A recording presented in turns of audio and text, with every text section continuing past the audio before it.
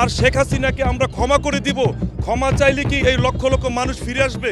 এদেশের মানুষ ক্ষমা করবে না। ক্ষমা করে দিলে কি হত্যাকাণ্ডের বিচার শেষ হয়ে যাবে? বিচারে ওদেরকে সাজাভুক্ত করতে হবে। দেশে বিশৃঙ্খলা সৃষ্টি করলে কঠোর ব্যবস্থা নেওয়ার হুঁশিয়ারি দিয়েছেন প্রধান উপদেষ্টা ডক্টর মোহাম্মদ ইউনূস। পাশাপাশি সবাইকে সতর্ক থাকারও আহ্বান জানিয়েছেন তিনি। জুলাই আন্দোলনে শহীদ পরিবারগুলোর সাথে বৈঠকে তিনি এসব কথা বলেন। এই সময় স্বৈরাচারের দোসরদের বিচারের মুখোমুখি করা হবে বলে মন্তব্য করে সবাইকে ঐক্যবদ্ধ থাকার আহ্বান জানান ডক্টর মোহাম্মদ ইউনূস। তিনি বলেন, স্বৈরাচারের দোসর শুধু প্রশাসনের নয়, সমাজের সব ক্ষেত্রেই রয়েছে।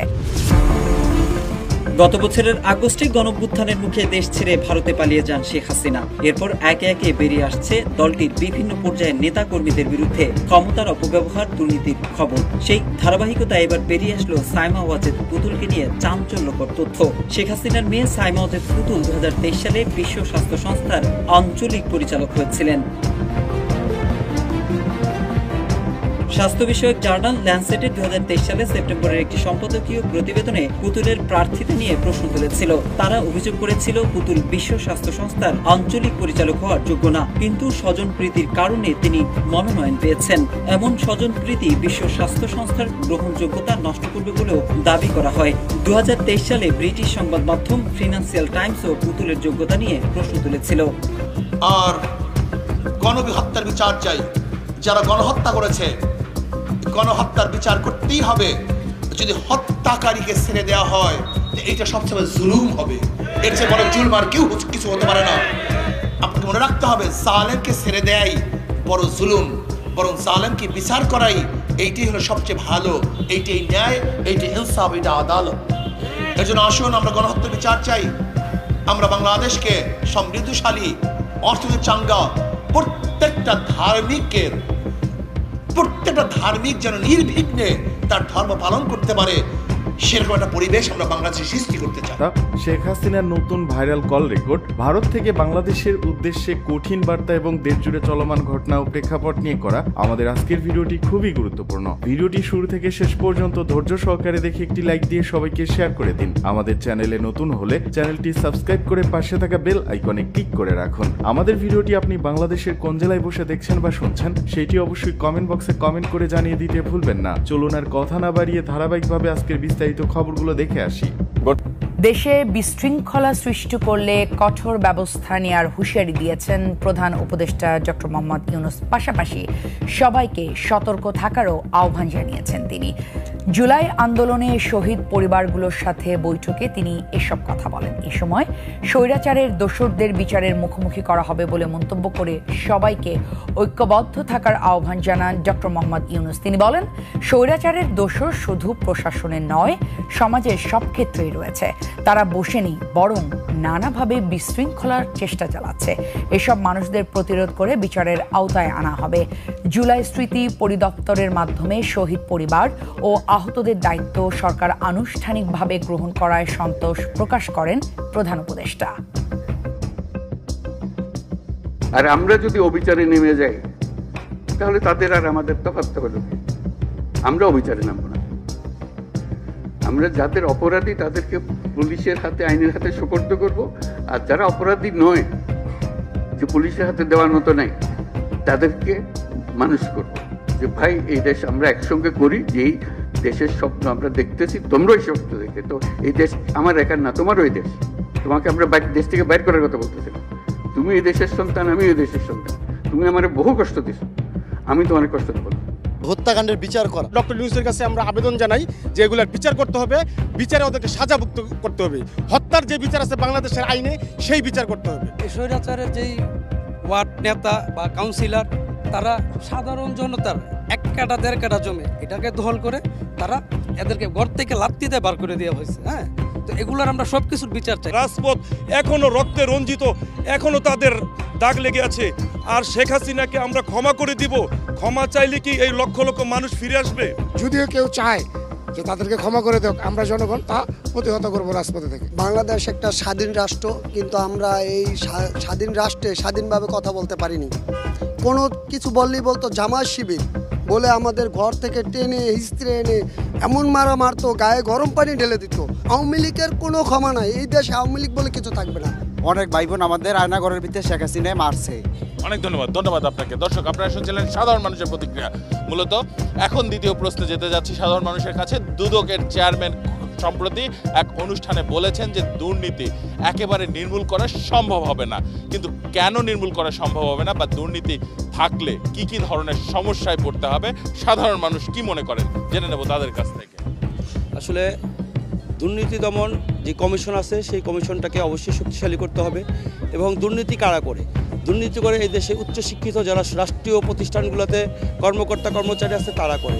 আমার মতে তাদের সম্পদের যে হিসাব বিবরণী দেওয়ার কথা ছিল সেটা তাদের কাছ থেকে পুঙ্খানুভাবে নেওয়া হোক। দল মত নির্বিশেষে দুদক আইনের সঠিক প্রয়োগ করলে এদেশ থেকে দুর্নীতি কিছুটা হলো নির্মূল করা সম্ভব। যারা সুযোগ দিয়েছে এই সরকার, যার কারণে তারা সুযোগ পাইছে।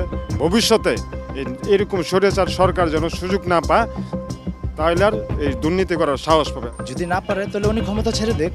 কেন তাহলে এত দুর্নীতি যদি নাই কমাতে পারে তার অন্যের গতিতে বসার কোনো প্রশ্নই আসে না। যদি দুর্নীতি নির্মূল করতে হয় তাহলে নিজের বিবেককে ঠিক করতে হবে। আগে নিজের বিবেক বিবেচনা করে তারপর আমার দুর্নীতি কমাতে হবে। দুর্নীতি একেবারে নির্মূল করা সম্ভব হবে তখনই, কারণ ফ্যাসিস্ট আওয়ামী লীগ সরকারের যে আমলারা এরা এখনও বিভিন্ন মন্ত্রণালয় বিভিন্ন জায়গায় তারা এখনও বহাল আছে। তাদের কাছ থেকে ভালো করে কঠোরভাবে নজরদারি করলেই আমার মনে হয় দুর্নীতি কমে যাবে। যারা ভালোভাবে সরকার গঠন করবে তারাই একমাত্র পারবে দুর্নীতি কমাইতে। শুকনো ময়লার ভিতরে বাড়ি দিলে গু ছড়ায় কেরান, কিন্তু এখনও সেই ময়লা এখনও সংসদে রইয়া গেছে। একেবারে কখনোই সম্ভব না, কেননা আপনার দুর্নীতি সর্বোচ্চ জায়গার থেকে করা হচ্ছে। আর এই দেশ থেকে দুর্নীতি সরানোর জন্য যথেষ্ট চেষ্টা করতে হবে, কিন্তু আসলে সরবে না। এটাই আপনার প্রত্যেক কর্মস্থানে আমাদের সৎ লোক থাকতে হবে।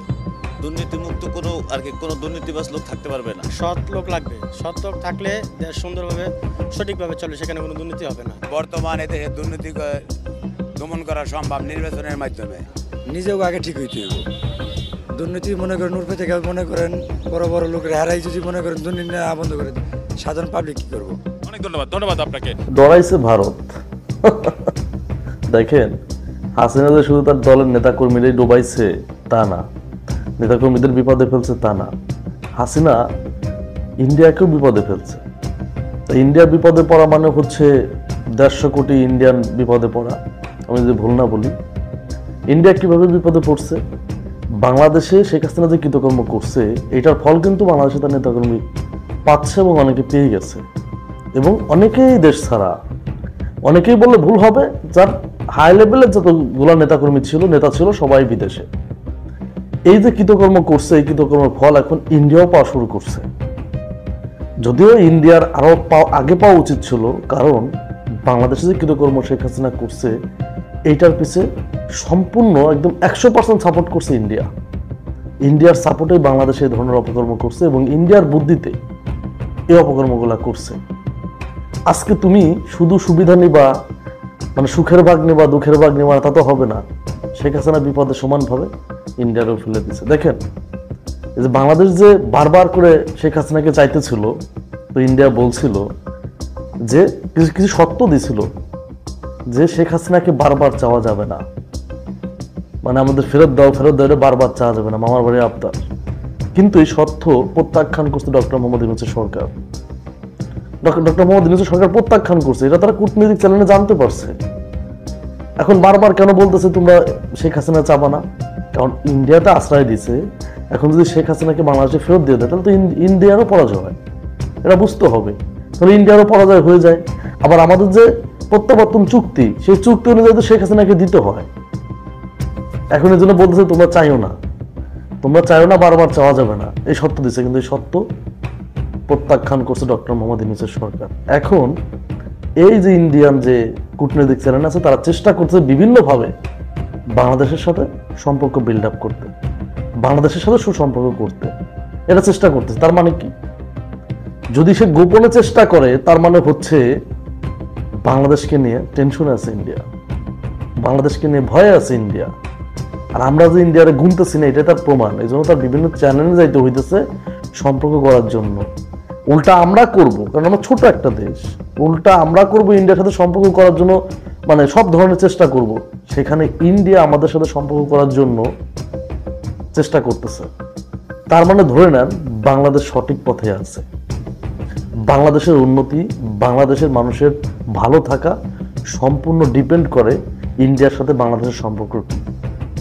ইন্ডিয়ার সাথে বাংলাদেশের সম্পর্ক 54 বছর ছিল, বাংলাদেশের মানুষ নির্যাতিত হয়েছে, নিপীড়িত হয়েছে, সবকিছুই হয়েছে, দেখছেন আপনারা। এখন বাংলাদেশের মানুষ ইন্ডিয়ার থেকে বের হয়ে যাবে, ইন্ডিয়ার সাথে সম্পর্ক ভঙ্গ করবে। আপনি আগামী 10 বছর দেখেন যে বাংলাদেশের মানুষের ভাগ্য কতটা পরিবর্তন হয়ে যায়। আমি চ্যালেঞ্জ করে বলতে পারি, ইন্ডিয়ার সাথে সুসম্পর্ক রাখলে বাংলাদেশের মানুষ নির্যাতিতই হবে। ইন্ডিয়ার সাথে চোখে চোখ রেখে কথা বললে বাংলাদেশের মানুষের ভাগ্য পরিবর্তন হয়ে যাবে। বাংলাদেশের মানুষ সুখে থাকবে, বাংলাদেশের মানুষের বাক স্বাধীনতা কেউ কেড়ে নিতে পারবে না, বাংলাদেশের মানুষের ভোটাধিকার কেউ কেড়ে নিতে পারবে না, কিচ্ছুই করতে পারবে না। তার মানে এখন ধরে নেন বাংলাদেশ সঠিক পথে আছে।